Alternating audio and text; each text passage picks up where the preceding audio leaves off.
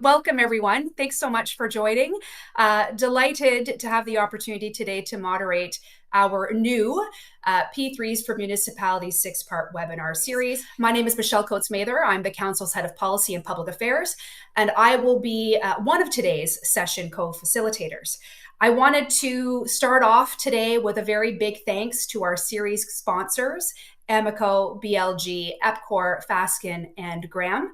We are so delighted to bring this webinar series to life with today's first introductory episode. Our goal at the Council is to educate public owners and procurers on the P3 potential for their projects, when and where they make the most sense. So P3s are not the right solution for every project, but they are a tried and tested solution that can work for many assets. And at a time when government funding for infrastructure is increasingly tight, municipalities need more tools to procure and tap into private capital and expertise, not fewer. So let's take a step back to make the urgency of the issue even clearer. Municipalities own most of Canada's public infrastructure, our roads, bridges, and water systems, and much more. They're on the front lines of keeping our communities running. But aging systems, growing populations, labor shortages, and inflation pressures are absolutely stretching municipalities thin. And here's the big picture. Replacing Canada's core public infrastructure would cost upwards of 2.1 trillion. That's the scale of the challenge, and municipalities own over 61% of those assets. So the question isn't just about how much money is needed to address this gap, it's how we address it. Are municipalities looking at all available tools to finance and procure these projects to ensure we are addressing immediate construction needs with long-term asset management? The message I want to convey is, look, at municipalities don't have to go at this alone. For these reasons, what you've seen here, the Council has established our Municipal Engagement Advisory Group, made up of both public and private sector members who have experience with P3 models. So this group has played a key role in developing our recent municipal recommendations and the P3 guide for municipalities. And I'm so thrilled that several MEG members, who are featured now on your screen, which I see is now working, will be facilitating episodes 2 through 6 of the webinar series. So for the municipal employees and government officials joining today who are new to P3s, the message here, I think, for you all is really quite simple. You do not have to navigate the P3 model alone. The Council's membership brings deep expertise in this space and are here to help build your capacity and confidence in exploring P3 opportunities. But to do that, I'm going to change to the next slide so that you can take a look at our QR code here. I would encourage everyone to hold your camera up to the code so you can download our recently published municipal digital tools. I believe my colleague Samar will also add the links directly to your chat. So these are 2 tools that will be invaluable as you work with us through the next 6 episodes of this series.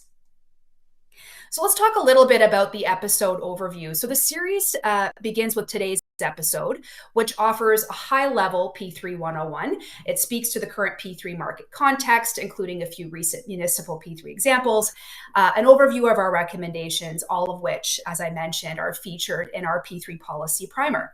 Episode 2 and 6 will break down our more substantive P3 guide into accessible, bite-sized learning modules.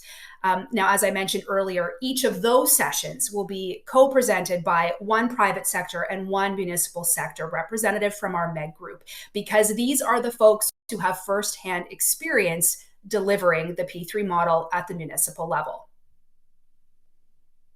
In terms of today's episode, I am delighted to be joined by 2 of my council colleagues, our President and CEO, Lisa Mitchell, and our Director of Strategic Communications, Jennifer Robinson. In terms of today's episode, we'll take just a quick look at what we're about to discuss.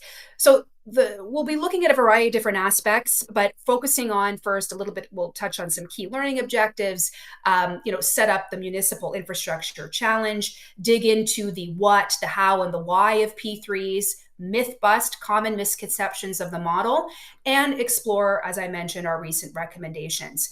Of course, we're going to wrap it up with a Q&A, but on that point, I would really encourage attendees to submit questions anytime throughout the next hour, and I will do my best as sort of moderator to check in to make sure that we're addressing those questions accordingly. So taking a look at today's or the series learning objectives. So the goal of this series really is to support attendees with a firmer understanding of P3 fundamentals, understanding tried and tested approaches and practical solutions to P3 procurements, learn directly, as I mentioned, from public and private sector leaders who have delivered these projects, and to give you an opportunity to ask questions and to connect with experts in this space. Now, before I jump into the what and whys of P3s, I'm going to ask my colleague Jennifer Robinson to set the context of the P3 opportunity by touching on some of the key challenges municipalities are currently experiencing. So over to you, Jen. Thank you, Michelle. As we know, municipalities have limited funding tools. They rely on property taxes, utility fees, and unpredictable funding from the federal government and provinces. It's a funding model that simply isn't sustainable as demands grow. There is a real squeeze happening to our municipalities right now. And I just wanted to provide some numbers to put that squeeze into perspective. There's 2.18 trillion. That's a combined estimated federal and provincial net debt in 23-24, according to the Fraser Institute, which means it's getting harder to get more funding from higher levels of government. 170 billion. That's what Statistics Canada estimates as the cost of renewing or rehabilitating all municipal assets currently rated in poor and very poor condition. 5.8 million. That's the number of new housing units needed by 2030, according to the Canadian Mortgage and Housing Corporation. From polling conducted last fall on our behalf by Abacus Data, we also know 88% of Canadians are very pessimistic about Canada's infrastructure in the near future. And 63% of Canadians are not confident governments can cover the costs of building and maintaining infrastructure without raising taxes. And of course, the other big kind of elephant in the room right now that we're all eagerly kind of and nervously waiting to see what will happen is, of course, what's happening with the tariff situation going on right now, which can also cause, tremendous upsets in how we deliver and maintain infrastructure in Canada moving forward. So right now, municipalities are caught in a real balancing act. They need to fund and upgrade aging infrastructure while also building new assets to support population and business growth and support other strategic municipal goals. At the same time, they have to meet expectations in our communities for high quality and reliable services. Big cities like Toronto or Calgary may have more resources to tackle large, complex projects than smaller municipalities. But depending on the asset and the scale of the project, they can share a common struggle with limited expertise, inconsistent processes, and a fragmented market. This is where public-private partnerships can really shine, bringing specialized skills and efficiencies to help get the job done. So with everything that we're discussing over the next 6 episodes of this series, I think it's really important for all of us to understand these pressure points. We believe it helps clarify the need for municipalities to explore alternative procurement options in search of new solutions. But to understand the opportunity, we first need to understand the basics. What is a P3 and why would you even consider it? So to walk us through the basics, I'll now turn the mic over to our CEO, Lisa Mitchell. Lisa?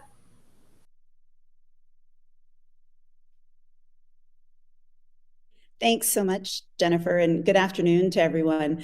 I mean, I think starting at the beginning is a great place to be, right? P3 101. What are we talking about here? Public-private partnerships, contrary to some beliefs, aren't anything that you want them to be, but they are an umbrella term that's used to describe a number of procurement models that helps the supportive delivery of public infrastructure and services globally.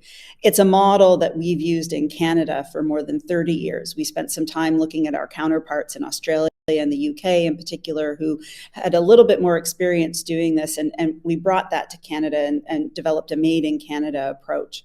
Right now in Canada, with more than 300 projects across the country, our experience in using the P3 model is quite vast across public infrastructure spectrum, including hospitals and schools, roads and bridges, water, wastewater, energy from waste, and more.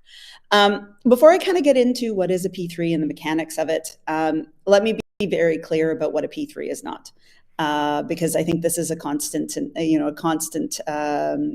that is upheld by some. It is not privatization. Governments own the assets. You do not lose control of its performance by asking the private partner to operate and maintain it. You are very clear about what you need the asset to do and how it is to function, and you retain ownership of that asset. And I think that that's unfortunately something that by leveraging and working with the private sector in a different way is often sometimes a bit misunderstood about what P3s are. As I said at the outset, it's a procurement model. And typically in Canada, they embody a number of key attributes. First, they harness the innovations and efficiencies of the private sector who build, operate, maintain these types of projects, not only across Canada, but very often they're doing these types of things globally. So they have a lot of experience doing this type of work and can learn and transfer knowledge from one project to another. P3s also consider the full life cycle of an asset. So not just the capital portion, the design and construction, but the entire life cycle. So looking at 25, 30 years in advance and what that asset needs to do and perform. Where there's significant difference between the P3 procurement model and more traditional models is the allocation of risk in delivering projects, where there's really a very concerted effort to allocate risk to the party best able to manage it. And all of that is wrapped up in the leveraging of the use of private capital in performance-based contract, which incentivizes behavior. And I'll talk a little bit more about that in a little bit. So practically, what does this all mean? First, for municipalities and governments that have infrastructure needs, by defining what you need the asset to do and how it should perform, rather than the specifics on how to deliver it or what color to paint the walls, you really allow the private partner to think creatively on how best to get the job done. Second, by considering the full life cycle up front, you not only support the long-time use of the asset, but also that ensuring that it's properly maintained over its life. And you've also, by doing that, done the work to forecast the asset's use over the long time, whether it's traffic forecasting or the increase in use of water or wastewater needs. So all of that is done in the upfront planning because you are looking at the full life cycle of the contract.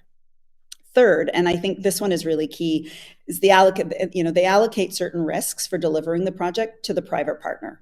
That doesn't mean all the risks, but certain risks that they're better able to manage than perhaps governments are. And that means that if something were to go wrong, let's take, for instance, the need to replace a concrete foundation that has cracks in it, or something isn't built quite right. By transferring that risk, it's up to the private partner to fix that, not the government donor, not the municipality in this case. And fourth, and this is very connected to my previous point, the inclusion of private capital means that the private sector bidders come to the table with a proposal to finance the project. It can be different for every project, but it's going to be a mix of debt and equity, maybe in the 85-90% debt, 10 to 15% equity.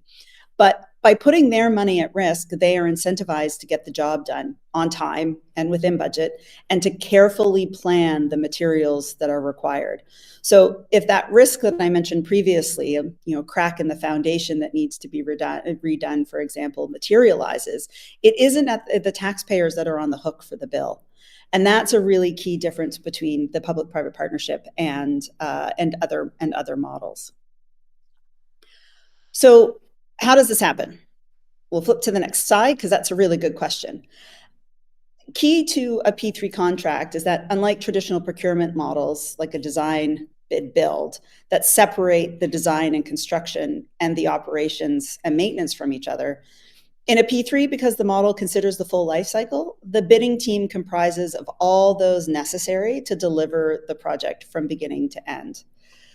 The consortia that bid these projects in a competitive procurement process come together as one team right from the beginning. So they have the ability to harness innovation and efficiencies right from the start. So if the architect design hinders the ability to operate the asset long term, they're on the same team. They can fix it and identify those issues before the construction has even begun. A good example of that has been a project where there was a pole that was blocking an electrical box that needed access on a regular basis. So design and construction team was able to fix that before shovels were even in the ground.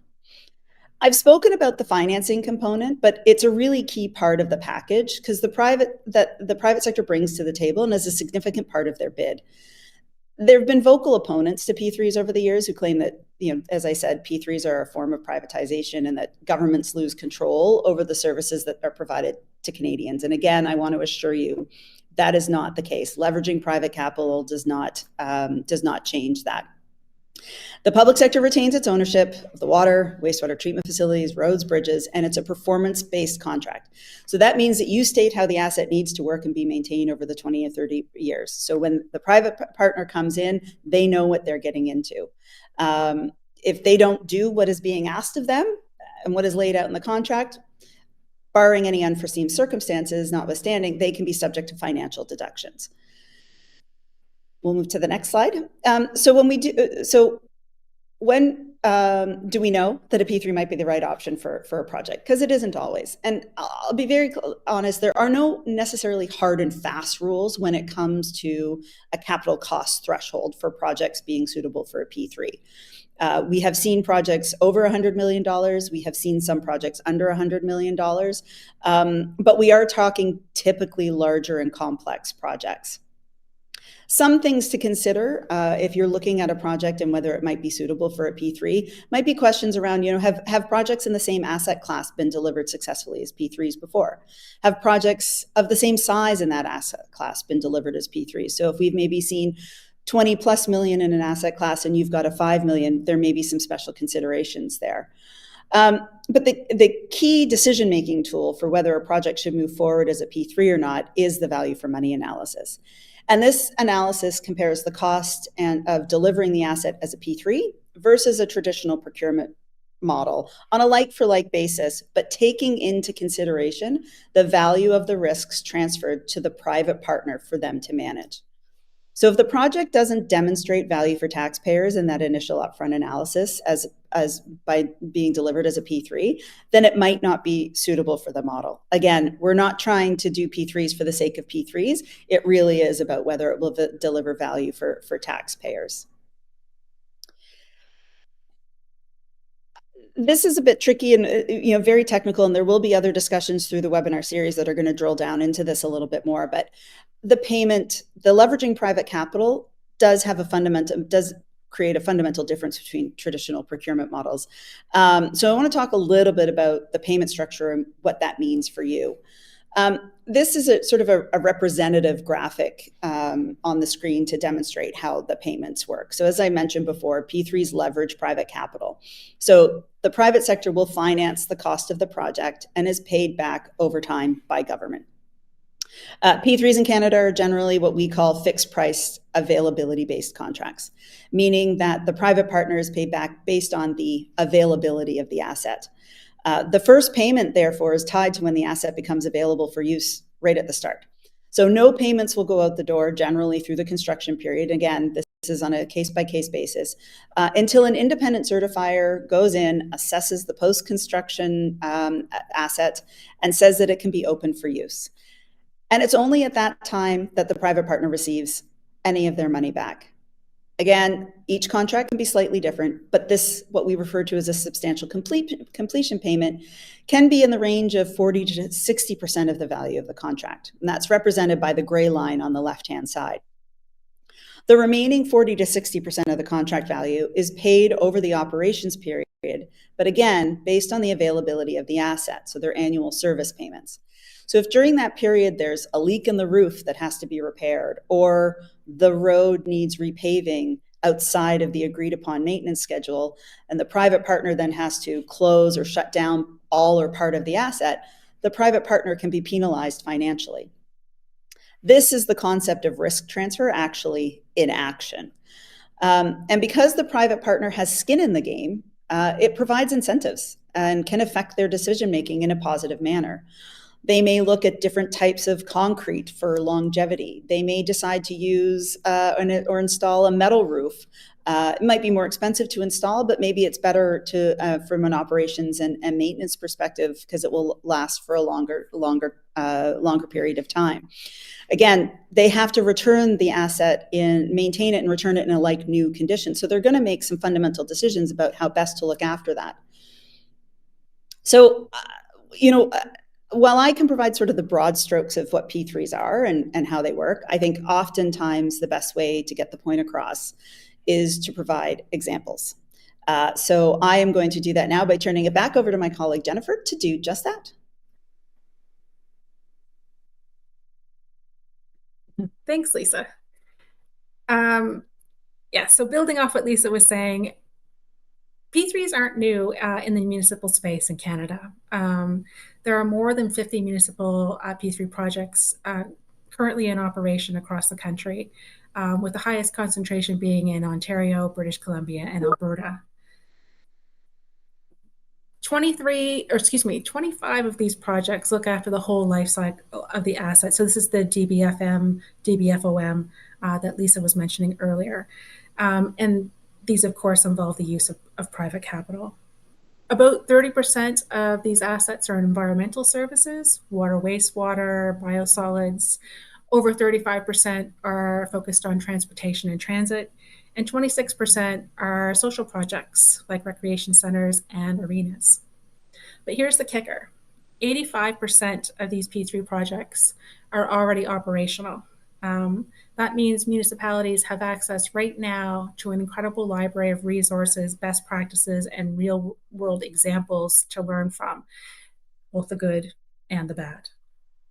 Over the next few slides, we'll highlight some of the key benefits and opportunities with this model, drawing on specific examples. So, bundling. Bundling smaller projects into a single P3 procurement can unlock significant advantages. A great example is what the City of Saskatoon did with its North Commuter Parkway and Traffic Bridge project. This was the first bundled transportation P3 in Canada, and I think actually one of the city's largest infrastructure projects to date.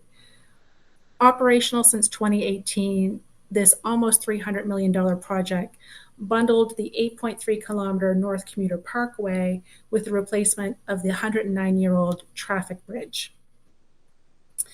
Using the P3 model saved the city an estimated $69.4 million compared to using a conventional procurement. So showcasing the financial benefits of the approach. It is a 33-year DBFOM agreement, which ensures ongoing operations, maintenance, and rehabilitation is conducted by the private sector partner, in this case, Graham Commuter Partners. So historically, P3s require a minimum capital threshold, often about $40 million, to ensure that we achieve value for money. Smaller projects may struggle to meet this due to higher upfront transaction costs and limited market interest. But by bundling similar or diverse assets together, municipalities can achieve economies of scale, reducing costs for design, construction, operation, and maintenance. This also ensures better risk transfer, expedites delivery, and secure funding streams, critical for addressing infrastructure needs in growing communities. The Saskatoon project proves that bundling isn't just about cost savings, it's about delivering smarter, community-focused infrastructure while maximizing the benefits of P3s for municipalities. Let me go to the next slide. So, progressives have been in the news an awful lot in the last few years. Progressive P3s are an evolution of the traditional P3 model. They're designed for complex projects where scope, size, location, timing, and risk require a more collaborative approach. In this model, the public sector selects its private partner earlier in the process, allowing both parties to work together to define de-risk, and scope the project before setting a fixed price. The idea is simple but powerful. By identifying and allocating risks early, both public and private sectors can deliver better outcomes while protecting taxpayers. This approach demands upfront effort. Resources and collaboration are critical, and it ensures that everyone is clear on the project's scope and risks from the outset. For municipalities, progressive P3s offer the flexibility to adapt to changing needs, new regulations, or unexpected events, something we know is key to delivering projects that truly serve communities. To date, we have not seen the use of the progressive model at the municipal level in Canada, but we can look to provincial examples like the QE2 Halifax Infirmary Expansion Project for inspiration.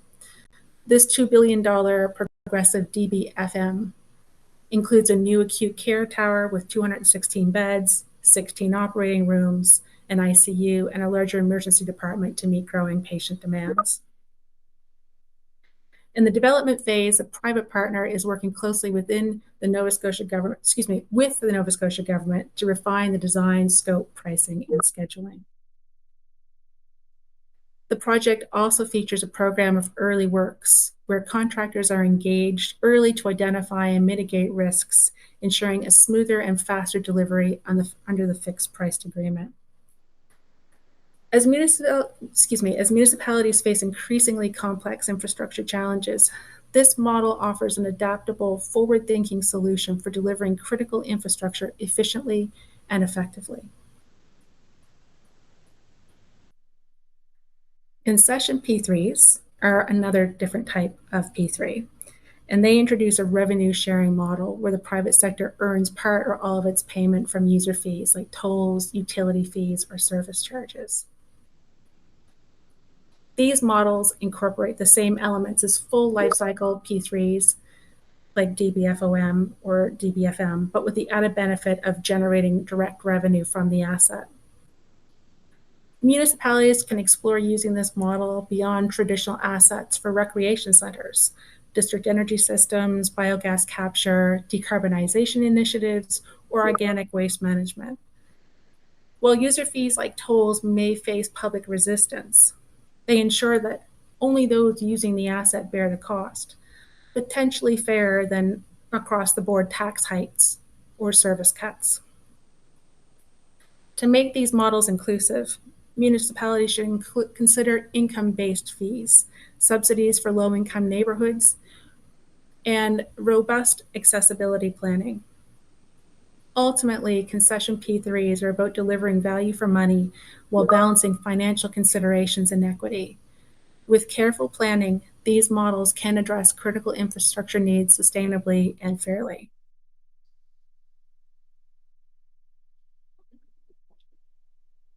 Okay, let's get down to brass tacks here and do some myth busting.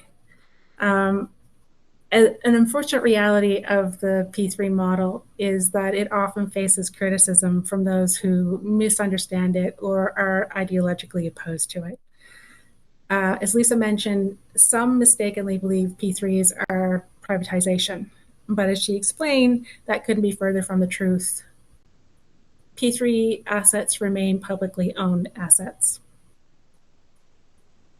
What P3s do is leverage private sector expertise to deliver better outcomes for taxpayers while ensuring public ownership and control. So let's address some of the elephants in the room. So critics often target P3s for transit projects, overlooking the model's 30-year successes across a variety of other asset classes in Canada. As we should all know, globally, transit projects are some of the most complex, expensive, and politically charged infrastructure undertakings that a government can possibly take on, and these are often mega projects exceeding $1 billion. There are high-profile challenges with transit mega projects that have tested the P3 model's reputation, but these challenges are not unique to P3s. They reflect broader market conditions and pressures on public infrastructure procurement.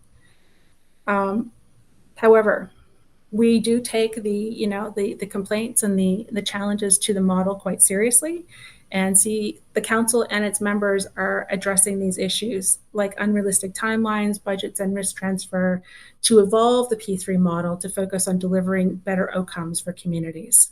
This work is ongoing, but a lot of work has been undertaken in the last 18 months to kind of evolve the model in Canada.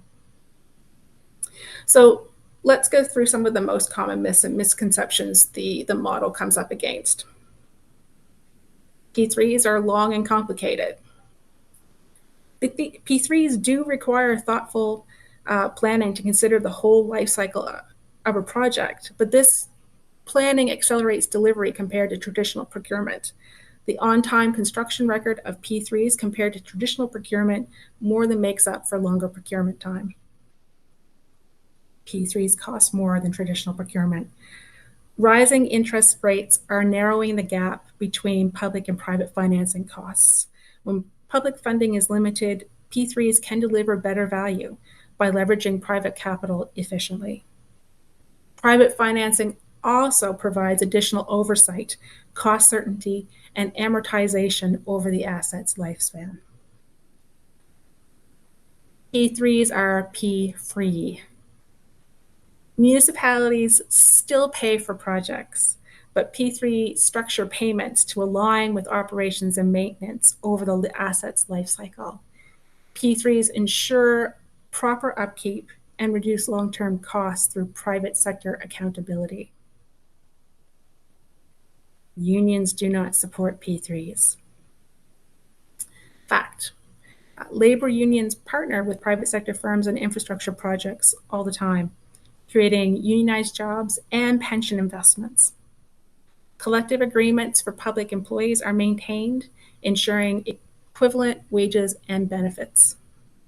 One of the things I'd like to point out on that last myth is that as part of the polling that we did in the fall that I mentioned earlier with Abacus data, we found that 61% of public sector union members said they actually favor a combination of government and private investments and other resources to build, fund, operate, and maintain public infrastructure in Canada. And that, by its very definition, is a P3. So we hope that this helps put that myth and some of the other myths to rest. So in all of this, now is the time really to rethink municipal infrastructure financing and procurement options, and to help inform that thinking, I'll turn to my colleague Michelle to walk us through the Council's recent recommendations.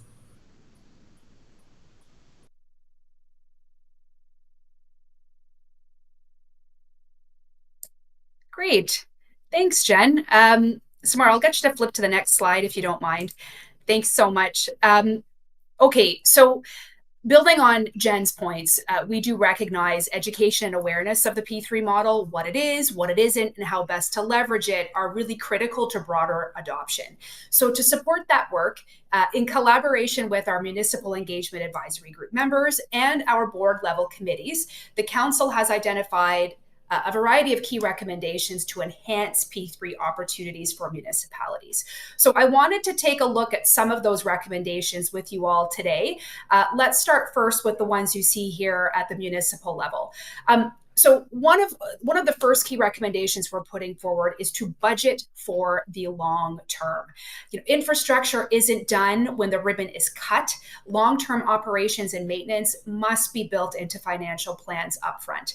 So P3s really are the only procurement tool to date that really rigorously plan for life cycle performance, again, with the goal of maximizing best value for taxpayers. So the model essentially empowers municipalities to consider how to fund O&M, balancing those sort of short budgets with longer term needs. Strategies like budgeting for potential tax increases or identifying other sustainable revenue streams can help prevent future infrastructure deficits, or at least that's the goal. Our second recommendation is around bundling. So bundle, and Jen, spoke to this at detail.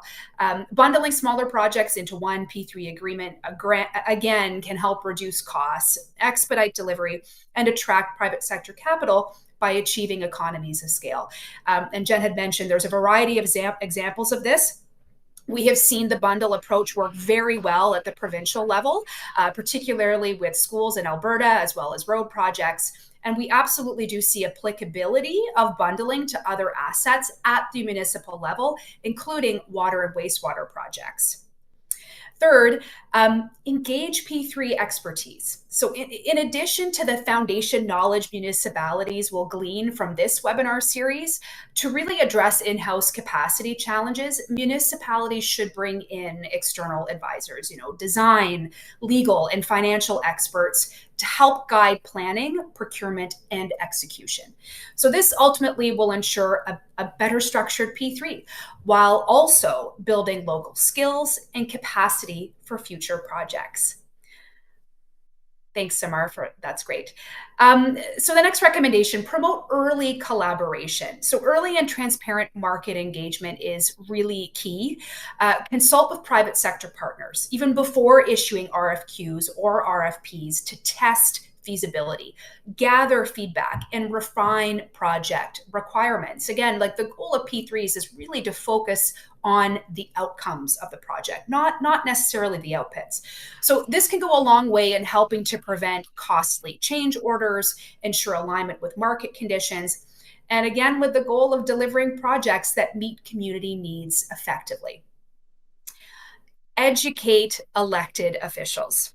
Now, while political influence can't be removed entirely, educating council members on procurement processes and their specific roles, particularly when it comes to balancing, political considerations like election cycles with sound procurement decision making. So helping politicians really understand the value of the P3 model, how it's different from others, the benefits and the risks, really is essential to ensuring, councillors, are comfortable and confident when championing these projects. And I think that's a really great segue to our final municipal recommendation, which is around building public trust. Strong community engagement is so crucial. And that's the case for all infrastructure projects, regardless of the procurement model. The fact is, projects go sideways. That's just the way it goes. We're dealing with, in many cases, massively large infrastructure projects. But P3s are particularly under the microscope for many of the reasons that we've already addressed. There are special interest groups who continue to be opposed for the model for reasons that really aren't sort of sound in fact and truth.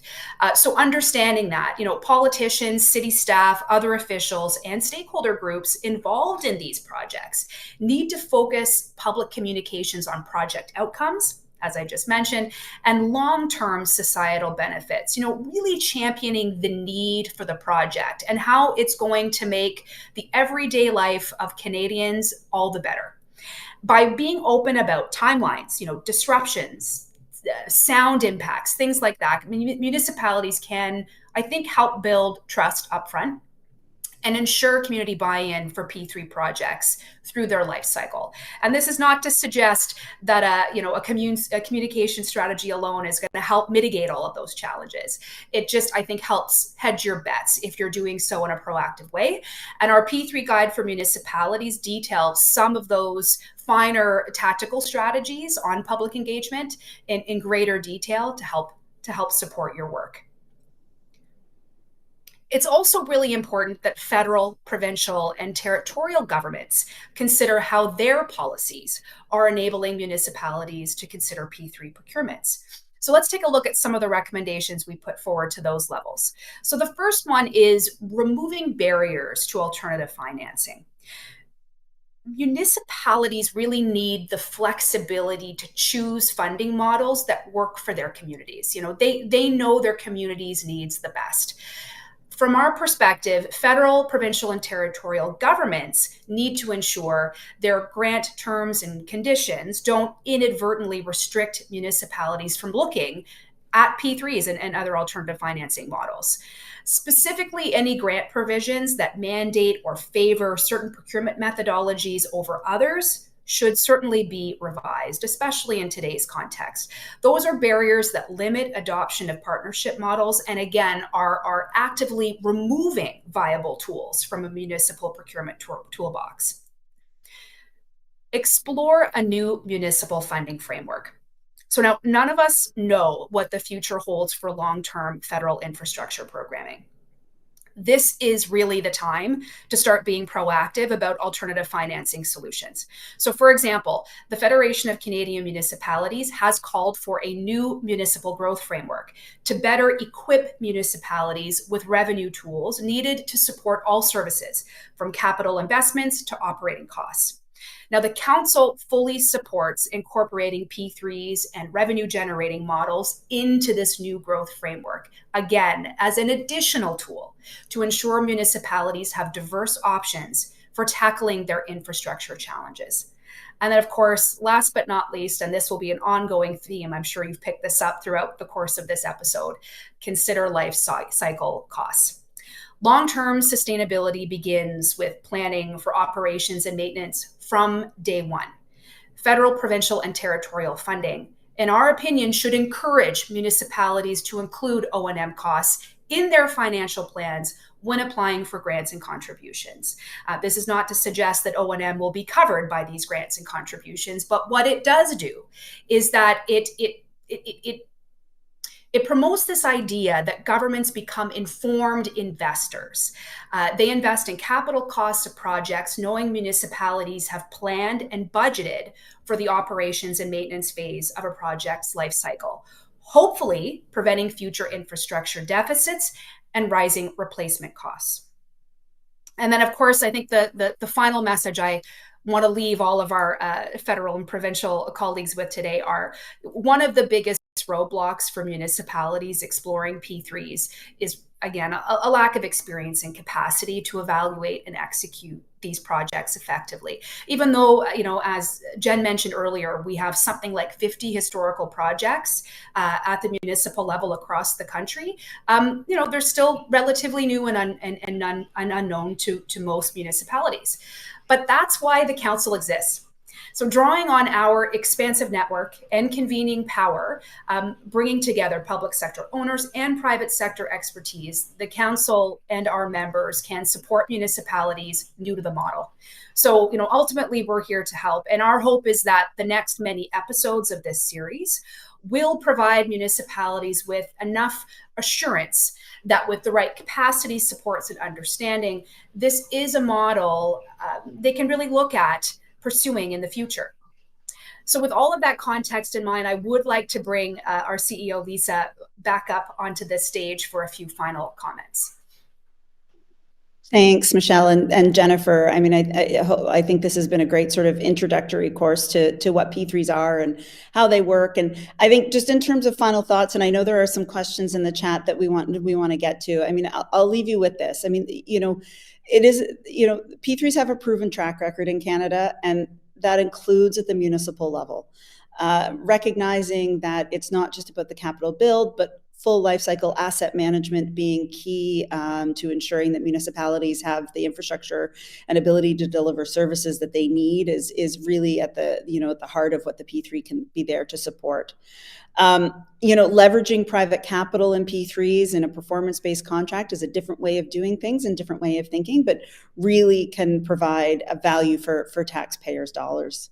I'd also sort of say that, as we've indicated, this is just one tool for municipalities to consider. We do recognize it's not going to be the right fit for every project, and we would never suggest so. But is definitely something that we see a lot more of in the municipal space, and a number of asset classes very common across municipalities where the model has been used quite significantly.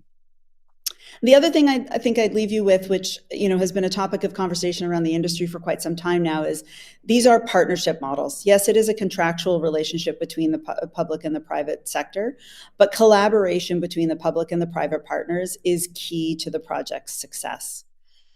So with that, I think we'll leave it there. Jennifer and Michelle and I are available to take any questions. And I do see that there are some in the chat. Michelle, I'm not sure if there's one right at the top, and I think I could probably tackle that one right away if we wanted to start there. Yeah, so I noticed here we've got it in a couple of different threads. So maybe I'll go to the one with the question mark. So is there a limit to when a P3 project is too large? Yeah, I mean, I think that's an interesting question, because we have talked about too small. Is too big a thing? I would say in the Canadian experience thus far, we haven't seen too big. Over the last little while, we've encountered the multi-billion-dollar projects, in particular in the transit space, as well as the hospitals that Jennifer mentioned before.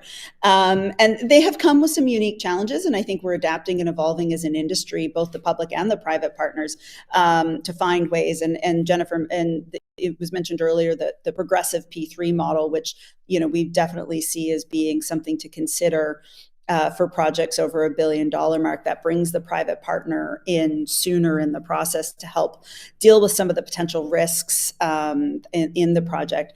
I would say, we do have one project in the market right now in the RFP stage, the VIA HFR project, the VIA High Frequency Rail project at the federal level.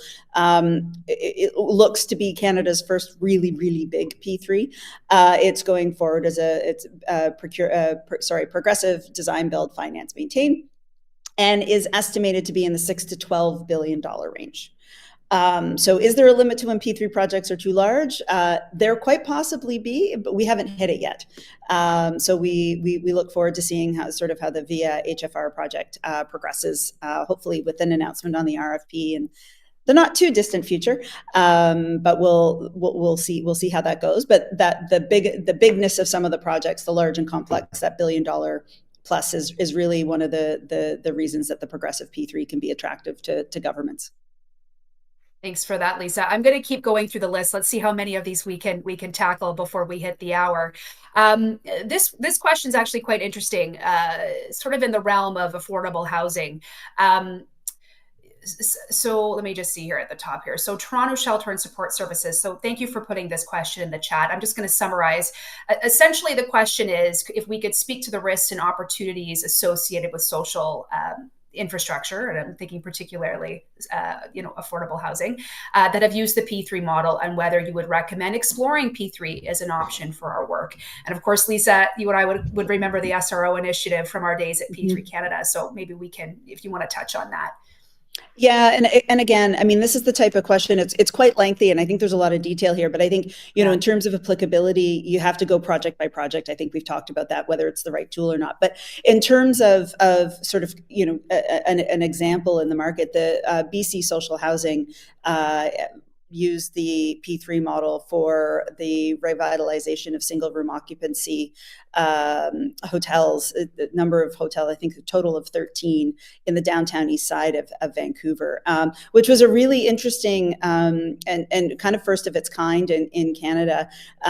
Very interesting how they applied the P3 model there, but also in a way that working with the private partner, that they didn't actually have to displace residents as they went through the process.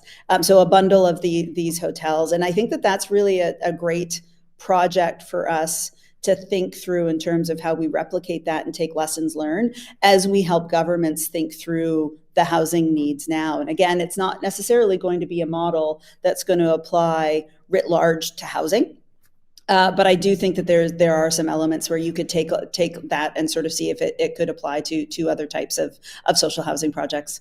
So again, there's a lot of detail there, and it's difficult to say whether it could work or not in terms of specific needs. But I do think that there are examples in the market that can absolutely be drawn upon for some inspiration. I just dropped the case study on that project in the comment section there if you are interested. Great. Thank you, Jen. Oh yeah, I see it there. That's great, Jen. Thank you. Okay, let me just skim through here to see what other ones we have. Okay, so here's a good question. So apart from involvement of the private sector earlier on in a progressive P3, what are other differences from a traditional P3 compared to a progressive? Do you want to touch on that one, Lisa? Yeah, sorry, you cut out for a minute there, Michelle. Could you read the beginning of that for me? Sure, no problem. So apart from involvement of the private sector earlier on in a progressive P3, what are other differences from a traditional P3? Oh, yeah. This is an interesting question because I think we've got a number of these progressive P3s in the market right now. And I think we are going to collectively as an industry go through the process of harnessing lessons learned and developing leading practices from those experiences. Because I think top level, a progressive P3 has, is a common approach, bringing the private partner in earlier, doing some work to de-risk, and then solving some of the really crunchy issues collectively before getting into that P3 contract aspect. I think what's interesting about this is that it's different governments that are procuring these things. So there's slightly different nuances or approaches in how they're applying it. So things like how many private partners do they carry through the process, at what point in time. So some of those process issues, I think, are going to differ slightly. So it'll be very interesting for us. And again, the council represents both the public sector and the private sector. So we're uniquely positioned to be able to pull everybody together at the table and say, okay, talk us through what you learned, talk us through the experience, and then how do we further refine and develop that. So I'd say that unlike the more traditional P3 approach, where we've got a 30-year history and it's very well documented what the processes are like, we're at the beginning stages of the progressives. There are other people who have used it globally, so we have had some international practices, projects, to learn from. But we are going to be, as part of our work over the next little while, is starting to document that. Thanks for that, Lisa. Variety of questions coming in here now. So again, give me a minute here while I skim through. Oh, this is interesting. What are the motivations to the private partners? So I'm assuming the context for that question is, why would a private partner want to engage in a P3? Lisa, go ahead. I'll let you kickstart off this question too. Yeah, I mean, I think that's a really great question, and of course, that would be a great question for one of our private sector representatives over the next couple of episodes to really pontificate as a representative. But I think in terms of the discussions we've had and the knowledge we have about sort of what puts the private sector into this is, I mean, one, for them, it provides them a long-term stable revenue stream through the life cycle of an asset.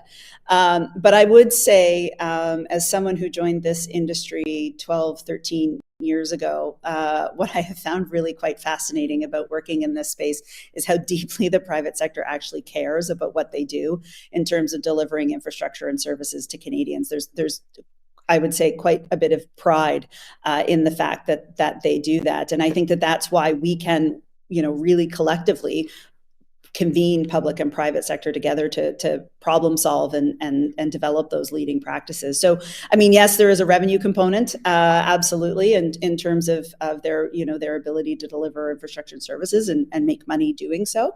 But I would say that our membership definitely represents a keenness to harness the innovation and the efficiencies that they get to do in P3s as well too. There's an element of sort of the public sector through the model saying to the private sector that you do this, water, wastewater. I mean, we deliver the services to Canadians, but you build them, help us through and figure out our challenges. And I think that's a really attractive thing for them as well too. Yeah, great points, Lisa. I think it's also worth reminding folks too that even in a traditional delivery, I mean, the private sector, of course, is still making money. That this is not about the private sector not making money. I mean, they are experts in this space. So I think that's something that really people need to keep in mind. This is not like a money grab, the model. This is really, again, about maximizing value for taxpayers, which is why we pursue the approach. Now, I'm noticing here a comment around education, so I might speak to this. So the question is, how is the council or C2P3 providing education and awareness to municipal governments on the existence of alternative delivery models that they would not otherwise pursue? So I'll kick this off by saying, and I welcome Lisa and Jen, feel free to jump in here, but that's what this series is about. So this is sort of a novel approach. We're a small team, but we're really trying to expand outreach and awareness by taking this thing national. And the best way to do that, of course, is by showing up on your computer screens through a virtual webinar series. Our Municipal Engagement Group was, as I had mentioned, key, they were critical to developing the contents of this series and all of our digital tools. They're a group that we meet with on a bi-monthly basis that help us sort of brainstorm what the big challenges are at the municipal level. And all of this work is done completely transparently. So I would say more so now, and to Lisa and Jen's credit, this is work that started, before I joined the council, but we've really tried to ramp up over the last 12 months. And what you're seeing now is execution on this. So our digital tools do us no good. I say this all the time, sitting on a digital shelf. This is about putting them in your hands and answering your questions. And again, this series is about breaking that into smaller chunks to make it a little bit more digestible. And hopefully at the outcome of this will be you have a little bit more confidence about the model.